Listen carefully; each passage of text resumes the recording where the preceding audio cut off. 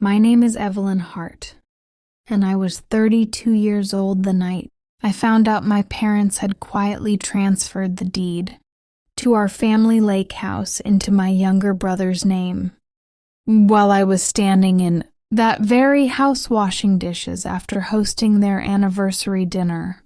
The document was lying half hidden beneath my mother's purse on the kitchen counter. One page, one signature line, one truth nobody had intended for me to see. And when I asked my mother why my name wasn't anywhere on the paperwork, she looked me straight in the face and said, 6 words that changed everything I believed about my family. You were never meant to inherit it.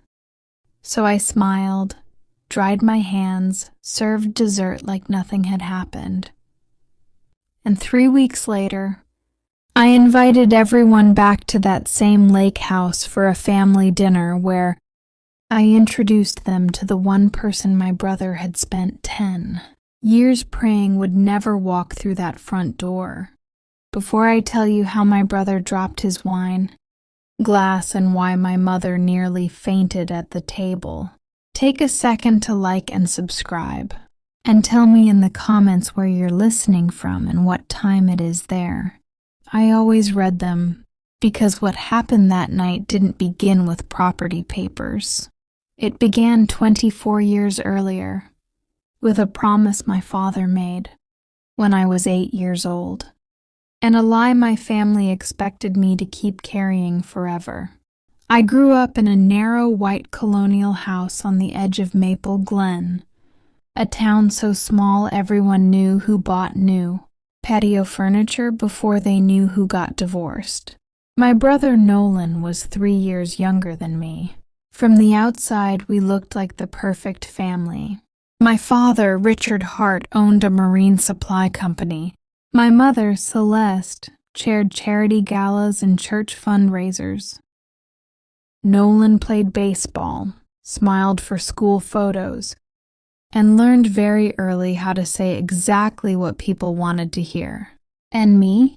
I was the dependable one, the quiet one, the one adults described as so mature for her age, which is usually just code for the child who learns early that nobody is coming to rescue her. Every summer from the time I was 6, we spent June through August at Lake Wisteria in a cedar-sided house my grandfather built by hand. That house was everything to me. The screened porch with chipped blue paint. The crooked third stair that squeaked no matter how softly you stepped. The oak tree near the dock where my grandfather hung a rope swing before he died. One July evening when I was 8, my father sat beside me on the dock while Nolan skipped rocks badly into the reeds. He put his arm around my shoulders and said, "One day this place will belong to both of you equally. This house is family. It stays in the family." I believed him. Children always believe promises made in warm weather. What they don't understand is that some promises expire the moment power becomes inconvenient. As we got older, the difference in how my parents treated Nolan and me became impossible not to notice. When I was 14, I got straight A's and won a statewide essay contest. My prize was a framed certificate and a distracted, "That's nice, honey."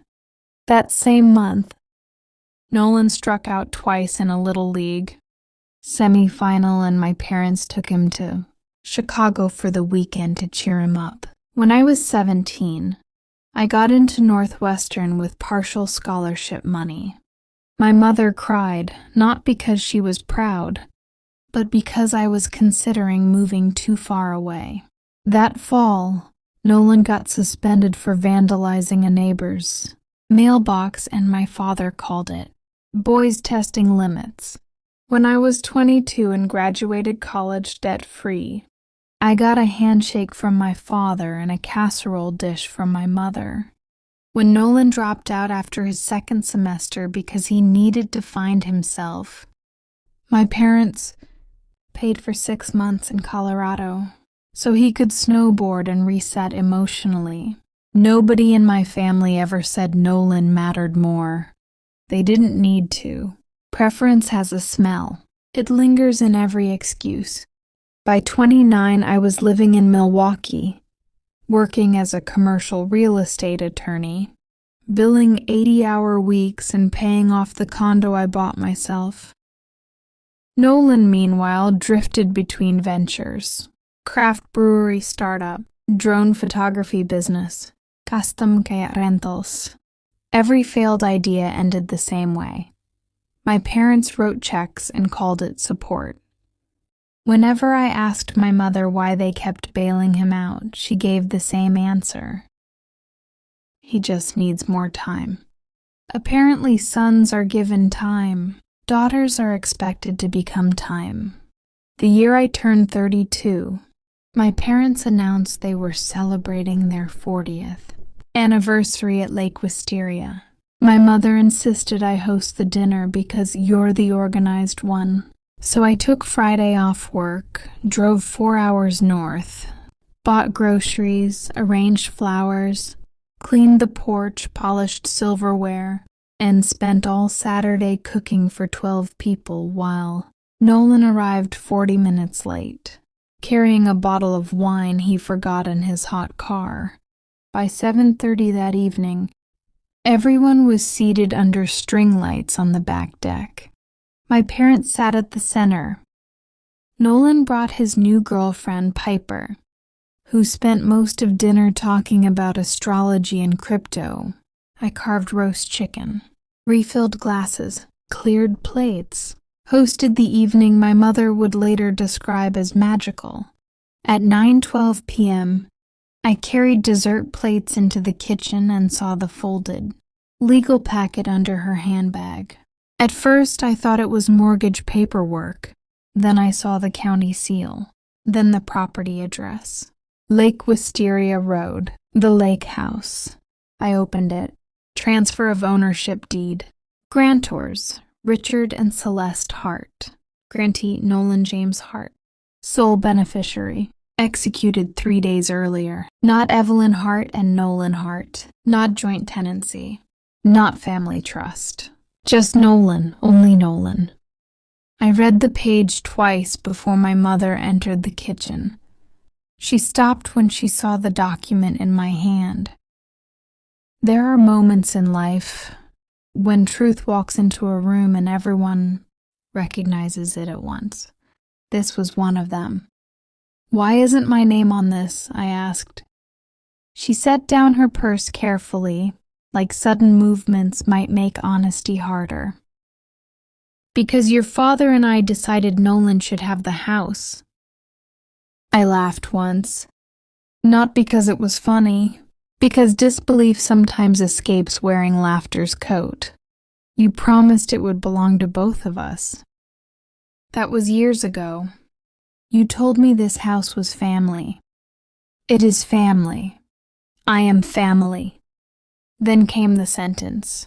Cold, flat, practiced. "You were never meant to inherit it." No apology, no hesitation, as if she were clarifying a seating chart. I stared at her, waiting for the punchline. For guilt, for even one flicker of regret. Instead, she crossed her arms and said, "You've built your own life." Nolan needs stability. Needs. Such a powerful word when used selectively. My brother, 30 years old, unemployed for the third time in 4 years, needed stability.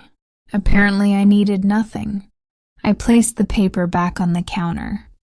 My father entered then, sensed tension, and immediately chose cowardice. "Let's not ruin tonight," he said. That sentence, more than the deed, told me exactly where I stood. Not betrayed daughter, potential inconvenience, so I smiled. I picked up the lemon tart. I walked back outside, and I served dessert to the family that had just erased me from my own childhood.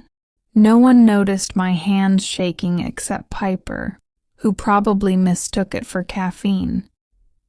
I stayed overnight in my old room, listening to the lake water slap softly against the dock.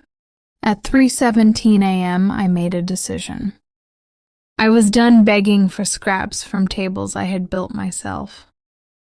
3 days later, I requested a copy of every financial filing connected to my grandfather's estate. I knew something my parents assumed I'd forgotten. My grandfather amended his will 6 months before he died, and he had mailed me a letter the year I turned 25 telling me where to find a duplicate copy if I ever needed one. I had never opened that envelope until now. Inside was a notarized codicil, and in that codicil was one clause that changed everything.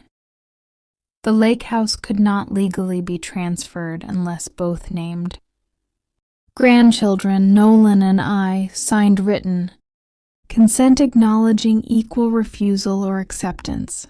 My signature had never been requested, which meant the transfer deed was challengeable, potentially void. My parents hadn't just betrayed me. They may have committed fraud. I hired an estate litigation specialist the next morning, and that was when I learned something even stranger. Nolan had taken out a private loan against the pending deed, using the lake house as collateral before ownership was legally secure. A $180,000 loan, signed 6 weeks earlier. If the deed collapsed, the collateral vanished. If the collateral vanished, the lender could sue. And if the lender sued, Nolan's entire financial history would come under scrutiny, including something else, something hidden. Because buried in the lender's disclosure, attachments was the name of Nolan's silent co-signer.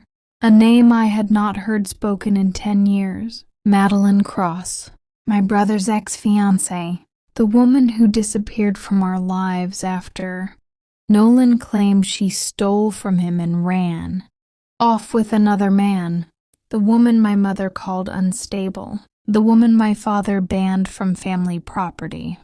Except the paperwork showed she was still financially entangled with Nolan, which meant one of two things. Either she never left the way he said she did, or my brother had lied to all of us. So I found her. And 3 weeks later, I invited my family back to Lake Wisteria for what I described as a reconciliation dinner. My mother accepted immediately. My father sounded relieved. Nolan texted, finally, "Glad you came to your senses." At 8:04 p.m., everyone was seated around the same table under the same string lights, where they had written me out of my own history.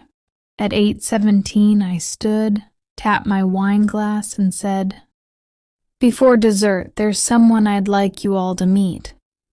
Then I opened the porch door, and Madeline Cross walked in carrying a leather folder thick enough to destroy every lie my brother had ever told.